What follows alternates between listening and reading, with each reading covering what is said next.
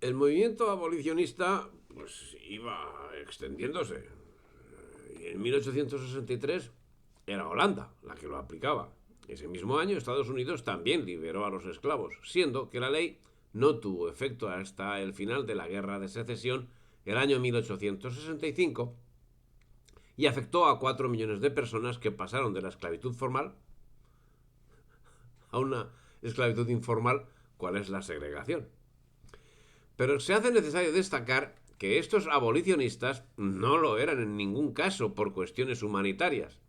Y esa afirmación tiene como base las ideas de ellos mismos, de las que podemos empezar a entresacar algunas.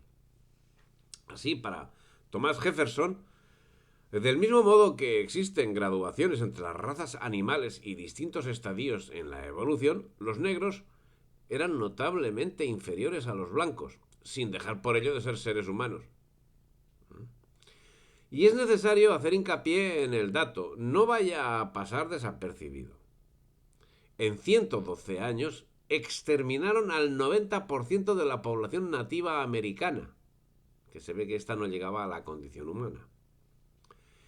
El final del régimen esclavista estaría sometido al dictado de los amos, cuyas motivaciones eran estrictamente economicistas, y a ello se volcó Abraham Lincoln, combinando a la perfección las necesidades del empresariado, la ambición política del Partido Republicano y la retórica del liberalismo. El mercado europeo era demasiado pequeño para absorber la oferta generada como consecuencia del desarrollismo. Evidentemente, la supresión de la esclavitud, conforme era entendida, perseguía ampliar el mercado de los productos manufacturados. Por otra parte, nunca se atendió el desarrollo de los pueblos suministradores. El que suministraba materias primas o lo que fuere, nunca se atendió el desarrollo de los pueblos suministradores. Al revés, cuando colonizaron España, en los dos hemisferios, sumieron a la población en la miseria. Ni los esclavistas negros suministradores, ni los blancos implicados en la trata atendieron la explotación de los recursos naturales, lo que resulta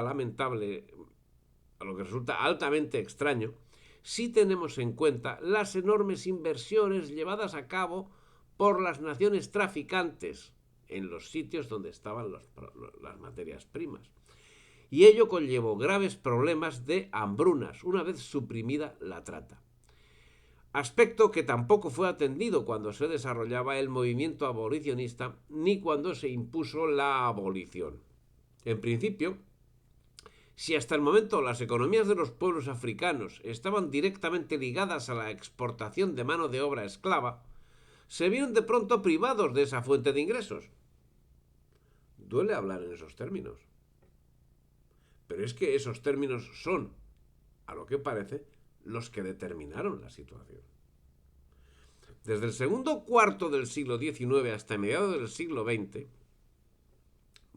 antes de ayer, fueron debilitadas hasta el límite todas las estructuras sociales y económicas de los pueblos suministradores de esclavos, que pasaron a carecer de cualquier reserva para hacer frente a los fenómenos del clima, cuyo rigor les hace preciso mantener unas reservas de las que los colonialistas les privaron, dando lugar a terribles hambrunas que inexorablemente fueron sufriendo. Y aún hoy colean quienes fueron forzados a integrarse en un mercado mundial en que necesariamente debían ser dependientes. Pero es que además, cuando Inglaterra proclamaba en 1825 que los súbditos ingleses que participasen en la trata serían condenados a muerte y a incautación de sus bienes por piratería, porque esa ley existió en Inglaterra, menudo morro, con perdón, además de sonrojar a cualquiera, sabiendo que era justamente Inglaterra la principal actora del tráfico, no tuvo ningún efecto, ya que un número importante de traficantes ingleses continuaron ejerciendo su labor sin que ninguno de ellos acabase siendo jamás juzgado por ningún tribunal. Con la Ilustración, con el liberalismo, la actuación colonialista se especializó, procediendo a llevar a cabo a nivel mundial una gigantesca reconversión de la economía que exigía arrebatar sus tierras a los indígenas.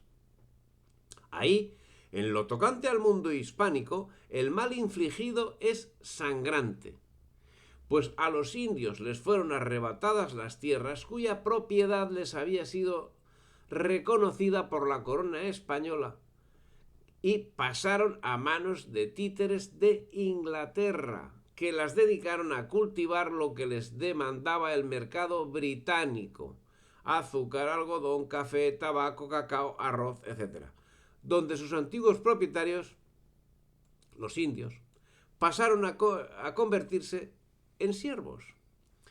Algo similar llevarían a término en África y en Asia, donde, como sucedió en América, pasaron a ser súbditos del libre comercio internacional, lo que daría pie a la creación del conocido como Tercer Mundo.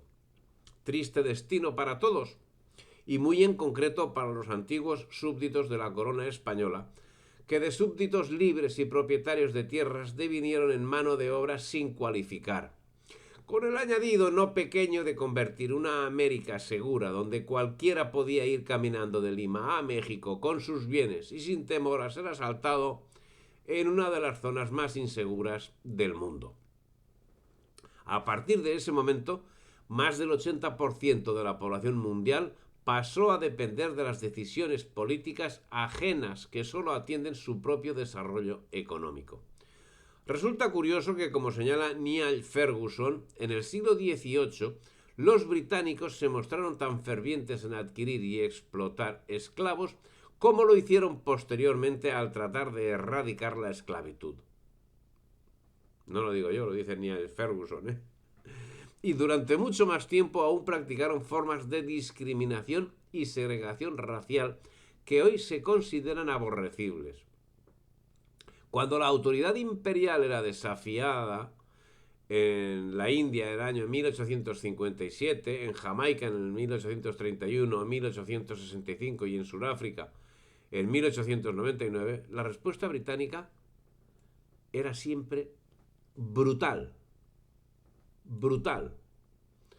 Y la negación del humanismo en la actuación británica queda manifiesta justamente en estas fechas, cuando, mientras estaba llevando a cabo esas medidas, condenando a los antiguos esclavos a la indigencia, porque lo que hizo fue sacarlos de la esclavitud para meterlos en la indigencia, con la entrega de parcelas de terreno ridículas, donde quienes antes trabajaban literalmente hasta morir, ahora estaban condenados a morir de inanición y sometidos a una minoría blanca que dominaba el poder y controlaba el mercado, y además organizaba y daba respaldo militar al tráfico de estupefacientes.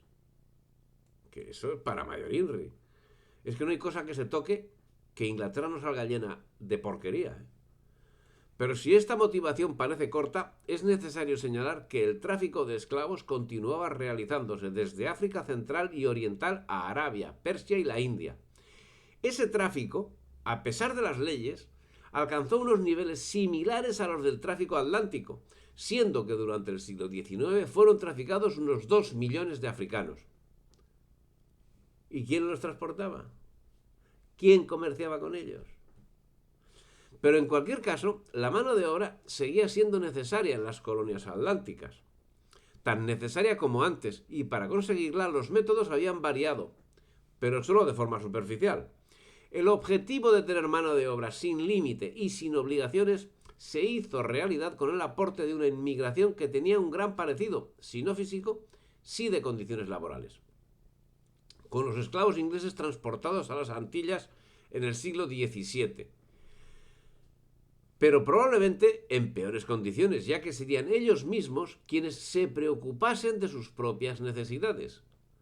Es el caso que millones de personas de distintos orígenes, chinos, indios, se convertían en inmigrantes voluntarios que adquirían un estatuto de asalariado que era totalmente legal y fraudulento. Personas que firmaban con la huella digital un contrato de trabajo que solo tenía parangón con el Tratado de Waitangi, firmado en Nueva Zelanda, donde las tribus ágrafas firmaron con Inglaterra un tratado que, para mayor escándalo, no se corresponde a lo escrito en inglés con lo escrito en maorí. Y ese esclavismo asiático traficó más de 1,5 millones de indios entre 1820 y 1920 hacia las colonias del Caribe, África, del Índico y el Pacífico, desde las plantaciones de caucho en Malasia hasta los ingenios azucareros de Fiji, siendo que las condiciones en que viajaban y trabajaban a menudo eran tan malas como las que sufrieron los esclavos africanos de hacía un siglo. En 1861 dio comienzo la Guerra de Secesión de los Estados Unidos, en la que el objetivo claramente marcado de los vencedores no era acabar con la esclavitud, cuyo objetivo no pasó de ser un señuelo para reclutar soldados negros, sino para obtener el control del territorio, de sus recursos naturales y de su mercado. Tan es así que tras la guerra, en 1865, los hacendados sureños se vieron obligados a abandonar sus haciendas, que fueron ocupadas por los blancos del norte, mientras los esclavos negros, ya libres, padecían la nueva situación en condiciones que en nada se apartaban de las que habían tenido hasta el momento, o si variaban era a peor. En palabras de un periodista negro, a los esclavos los convirtieron en siervos de la tierra y los ataron a ella. En esto quedó la tan cacareada libertad del hombre negro a manos del yanqui.